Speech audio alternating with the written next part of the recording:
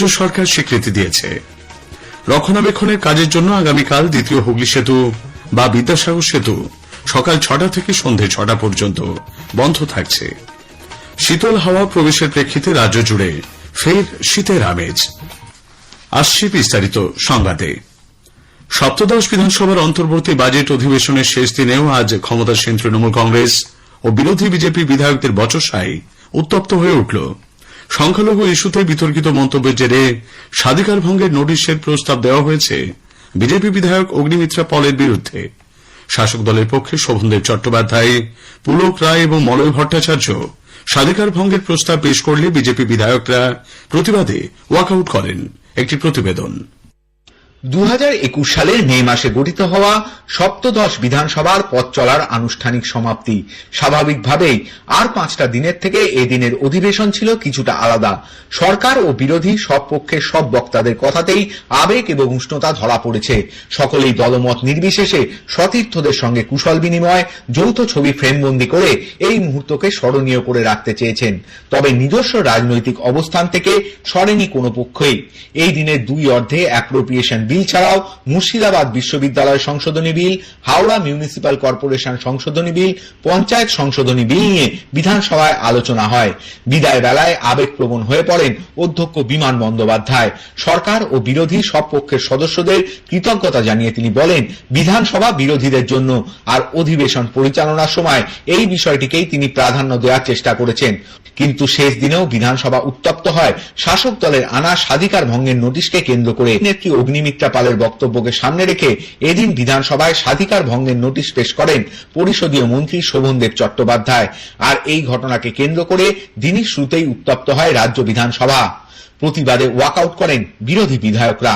অভিরূপ ভট্টাচার্য, আকাশবাণী সংবাদ, কলকাতা। পঞ্চায়েত স্তরের প্রশাসনিক স্থায়িত্ব ও সুষ্ঠু পরিষেবা নিশ্চিত করতে ত্রিস্তরীয় পঞ্চায়েতের শীর্ষ পদাধিকারীদের অপসারণ সংক্রান্ত নিয়মে বদল আনা হচ্ছে। এই উদ্দেশ্যে পশ্চিমবঙ্গ পঞ্চায়েত আইনের একটি সংশোধনী আজ রাজ্য বিধানসভায় গৃহীত হয়। পশ্চিমবঙ্গ পঞ্চায়েত সংশোধনী বিল 2026 শীর্ষক ওই বিলে গ্রাম পঞ্চায়েত, পঞ্চায়েত সমিতি এবং জেলা পরিষদের প্রধান পদাধিকারীদের অপসারণ সংক্রান্ত বৈঠক নির্বাচন হওয়ার পর প্রথম 3 বছরের মধ্যে ডাকা যাবে না বলে প্রস্তাব আনা হয়েছে। পঞ্চায়েত ও গ্রামোন্নয়ন মন্ত্রী প্রদীপ মজুমদার বলেন, গ্রামোন্নয়নের কাজ সুষ্ঠুভাবে সম্পন্ন করতে সরকার নির্বাচিত সদস্যদের প্রশিক্ষণে সবথেকে বেশি গুরুত্ব আরোপ করা হচ্ছে। ইন্ডিয়া ইনস্টিটিউট অব ম্যানেজমেন্টের সঙ্গে পৃথক সেল তৈরি করে তাদের প্রশিক্ষণ দেওয়া হয়েছে।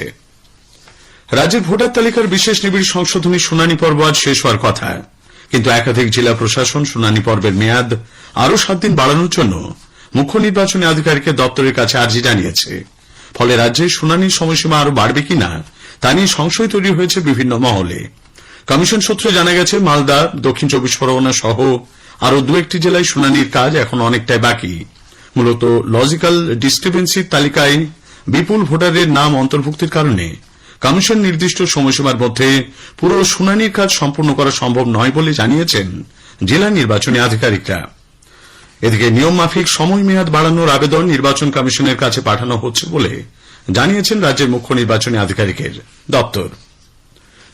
এসআইআর প্রক্রিয়ার নথি হিসেবে স্থায়ী বাসিন্দা শংসাপত্র গ্রহণযোগ্য কিনা তা নিয়ে জটিলতার অবসান হয়েছে।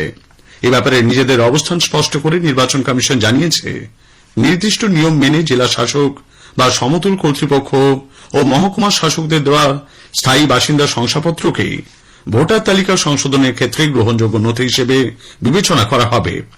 রাজ্যের মুখ্য নির্বাচনী আধিকারিককে পাঠানো এক চিঠিতে কমিশনের তরফে জানানো হয়, বিশেষ নিবিড় সংশোধনী নির্দেশিকা অনুযায়ী স্থায়ী বাসিন্দা শংসাপত্র গ্রহণযোগ্য নথির তালিকায় রয়েছে। তৃণমূল কংগ্রেস নির্বাচনে জেতার জন্য ভুয়ো ভোটারদের নাম তালিকায় রেখে দিতে চাইছে বলে বিরোধী দল নেতা শুভেন্দু অধিকারী অভিযোগ করেছেন।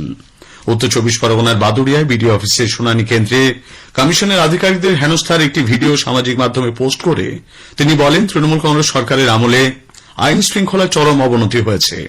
ফারাক্কা এবং চাকুলিয়ার মতো বাদুড়িয়াতেও দুষ্কৃতী হামলার তীব্র নিন্দা করেছেন তিনি।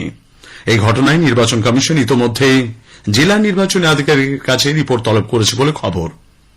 এসআইআর শুনানির নামে সাধারণ মানুষের হয়রানির জন্য কেন্দ্রীয় প্রতিমন্ত্রী সুকান্ত মজুমদার রাজ্য সরকার নিযুক্ত আধিকারিকদেরকেই দায়ী করেছেন।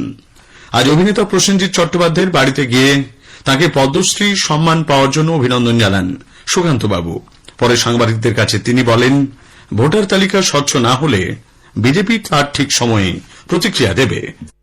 ড্রাফট লিস্ট বেরিয়েছে, ফাইনাল লিস্ট বেরোতে দিন, তারপরে ভারতীয় জনতা পার্টি আমরা আমাদের স্ট্যান্ড পরিষ্কার করে বলবো। আমরা দেখুন একটা জিনিস স্পষ্ট বলে দিয়েছি, বাংলার জনতার সামনে এটা ক্লিয়ার হয়ে গেছে, পুরো মেশিনারিটা হচ্ছে রাজ্য সরকারের। এইআরও রাজ্য সরকারের অফিসার, ইআরও রাজ্য সরকারের অফিসার, বিএলও রাজ্য সরকারের অফিসার। অতএব যদি কোথাও কোনো ভুল হয় তার দায় রাজ্য সরকারের। কারণ বিজেপি তাদের সংকল্পপত্র বা নির্বাচনী ইস্তেহার প্রকাশের জন্য সর্বস্তরের মানুষের মতামত গ্রহণের সিদ্ধান্ত নিয়েছে। কলকাতায় আজ এক সাংবাদিক বৈঠকে দলের রাজ্য সভাপতি শ্রমিক ভট্টাচার্য এই মতামত গ্রহণের জন্য একটি ইমেল আইডির উদ্বোধন করেন। এছাড়া একটি নম্বর, টোল ফ্রি নম্বরেও এই মতামত জানানো হবে, সেটি হল 9727294294। আজ থেকে 18 ফেব্রুয়ারি পর্যন্ত রাজ্যের বিভিন্ন প্রান্তে 1000 ড্রপ বক্স বসানো হবে, সেখানেও জানানো যাবে পরামর্শ ও প্রস্তাব। সরকারি ও বেসরকারি জমিতে গড়ে ওঠা বিভিন্ন জেলার আরও 12টি উদ্বাস্তু কলোনিকে স্বীকৃতি দিয়েছে রাজ্য সরকার। সংশ্লিষ্ট কলোনিগুলির বাসিন্দাদের আবেদনের ভিত্তিতে ভূমি সংস্কার দপ্তর এই বিষয়টি খতিয়ে দেখে। প্রয়োজনীয় যাচাই প্রক্রিয়া সম্পন্ন হওয়ার পর কলোনিগুলিকে স্বীকৃতি দেওয়া ছাড়পত্র দেওয়া হয়েছে বলে নবান্নের প্রশাসনিক সূত্রে জানা গেছে। দেশের রেল পরিষেবায় প্রথম হাওড়া গুয়াহাটি রুটে চলছে বন্দে ভারত স্লিপার এক্সপ্রেস। আধুনিক প্রযুক্তির আরামদায়ক ভ্রমণ ও উন্নত পরিষেবা সুনিশ্চিত করতে এই ট্রেনে চালু হয়েছে বাঙালি আমিষ ভোজ। পূর্ব রেলের পক্ষ থেকে এক বিবৃতিতে বলা হয়েছে, নিরামিষের পাশাপাশি থাকছে আমিষ পদ। যাত্রী স্বাচ্ছন্দ্য ও আঞ্চলিক খাদ্য সংস্কৃতিকে গুরুত্ব দিয়ে এই উদ্যোগ বলে রেল কর্তৃপক্ষ জানিয়েছে। ঝাড়গ্রাম থেকে কিষানগঞ্জ পর্যন্ত নতুন হাই স্পিড করিডোরের সঙ্গে যুক্ত করা হবে উত্তর দিনাজপুরের রায়গঞ্জ শহরকে। রায়গঞ্জের সাংসদ কার্তিক চন্দ্র পাল আকাশবাণীকে জানিয়েছেন, এই করিডোরটি জাতীয় সড়ক কর্তৃপক্ষ এনএইচএআই এর তত্ত্বাবধানে নির্মিত হবে। মোরগ্রাম কিষানগঞ্জ হাই স্পিড করিডোরের বারসই এবং রায়গঞ্জের মধ্য দিয়ে যাবে বলে খবর। জরুরি মেরামতি ও রক্ষণাবেক্ষণের কাজের জন্য কলকাতা ও হাওড়ার মধ্যে সংযোগকারী বিদ্যাসাগর সেতু বা দ্বিতীয় হুগলি সেতু আরও এক দফায় বন্ধ রাখার সিদ্ধান্ত হয়েছে। আগামীকাল সকাল 6টা থেকে সন্ধে 6টা পর্যন্ত এই সেতুর উপর দিয়ে সব ধরনের যানবাহন চলাচল বন্ধ থাকবে বলে কলকাতা পুলিশের তরফে বিজ্ঞপ্তিতে জানানো হয়েছে। তাপমাত্রার পারদ কিছুটা কমায় সারা রাজ্যে শীতের আমেজ।